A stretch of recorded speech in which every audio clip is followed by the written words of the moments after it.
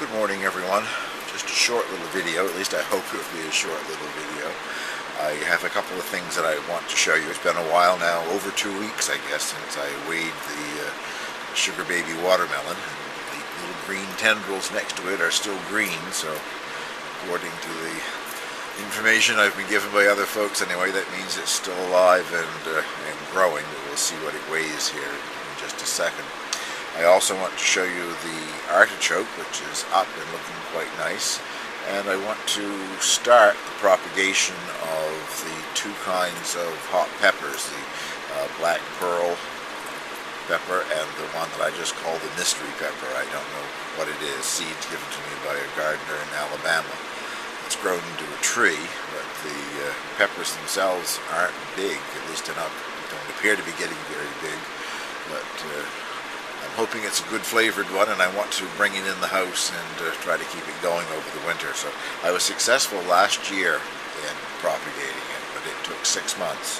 And as I've said before, I'm trying something different this time. I'll show you that in just a second and see what happens if we have any better luck with that this fall.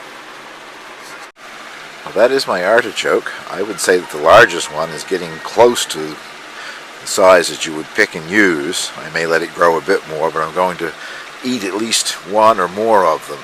I started out with just one, and I don't know if it shows up or not, but there's another one right here.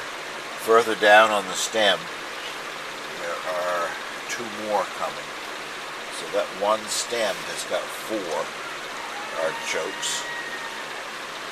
And I don't see any other stems coming up, so there's going to be at least 4 artichokes, which is a surprise. And for a while there I thought it was just going to be one, but the most northern artichoke in North America, that's probably not true. Somebody in a greenhouse in the Arctic Circle is probably growing one, but I'm pleased anyway with the progress on the thing, and soon we'll find out what it tastes like. Well, these are the contraptions that I'm going to use. I cleverly threw away the packaging, and there's absolutely nothing for writing on the little containers, but it's a gel, and it did say on the packaging that you can put up to 3 cuttings in each one. It guarantees really fast rooting, we'll see. Anyway, this is the one that I call the mystery capsicum, and so far that's the size that the chilies are getting to. I don't think they're going to get a great deal bigger than that. They'll probably just ripen. Anyway, I will cut those off and use them as green chilies, and try to root a couple of these cuttings at leaf axils, which is where the root will be more apt to come out. I have a couple of 3 leaf axils here. I'll show you what it looks like once I put them in the container.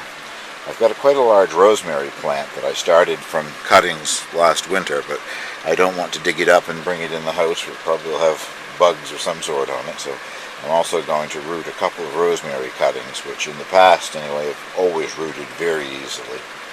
And then there is the black pearl chili. I'll do the same thing. I will root that at leaf nodes, and this is what it looks like when it's ripening.